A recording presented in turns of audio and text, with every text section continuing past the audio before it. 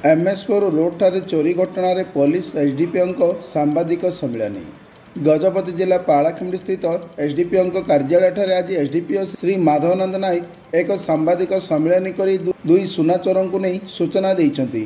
गत दिन में गजपति जिला गोसाणी ब्लॉक अंतर्गत MS4 ठारे जड़े महिला बेकरू सुना अलंकार झांपी नहीं गला बेले उपलड़ा ठारे ग्रामवासी माने धरी पुलिस जिम्मा देइथिले। पुलिस यार सठिक तदंत करिबा परे दुई चोरों ठारू प्राय जिलार 7 गोटी छिंताकी घटनारू झांपी 85 ग्रामर सुना गहना उद्धार करिसंती।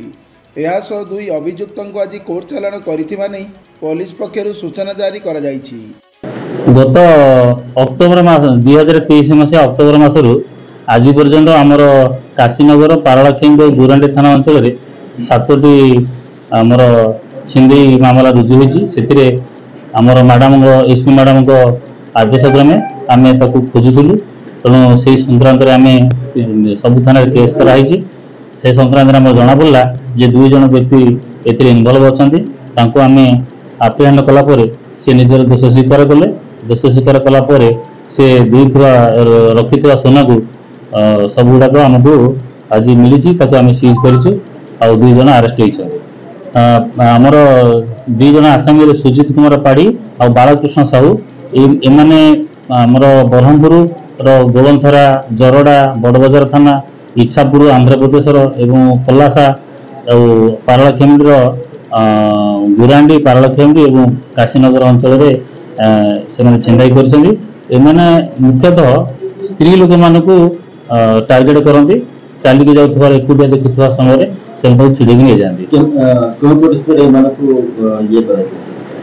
एम खोजुलु आगुरी जेहेतु एम ना आगुरी केस अच्छी जना अच्छी पाऊनु पाइला से जना पड़ा जो मोटरसाइकेल से आसते से मोटरसाइकेल सन्देह जना पड़ा से मोटरसाइकेल गोटे चोरी केस इनवल्व अच्छी चोरी करके क्राइम करेंगे छत्रपुर थाना मकदमा रुजु आम जिले में 7टी मामला होने इनवल्व अच्छा। जी मामला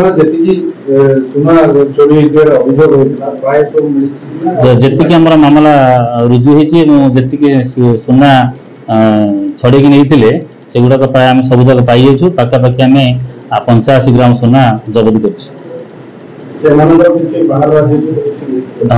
इमाने आंध्र एवं ओडिशा भितर क्राइम करती ना पाखापाखि 16 अधिक केस रही।